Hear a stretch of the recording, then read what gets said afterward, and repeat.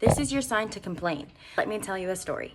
I recently ran into a former colleague of mine when I worked at a high school here in Tonga. She just had a baby and I asked her about it. Were you gonna go back to work? And she said, oh yeah, I'm gonna go back. She said, yeah, I'm really grateful that I have a longer maternity leave because of you.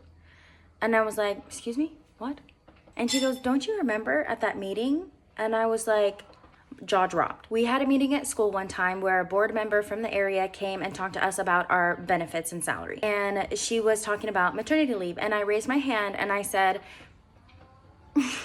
I'm actually really unhappy with this maternity leave. Well, she was very interested in talking to me. And so later that day after the meeting, she comes to my classroom and talks to me personally. Now, fast forward to a year later, I'm talking to this friend of mine who says, yeah, they've doubled our maternity leave. I said, what? Are you serious? Now I'm wishing I complained about all sorts of things that were happening at that school. I'll be so honest, there were people that laughed at me that day. And this message I want to tell my Polynesian friends. I know it's very valued in the culture to be like, whakatoki lalo, or not speak out about things, that it's going to come off as disrespectful when you're speaking to someone in authority about something that you're unhappy about.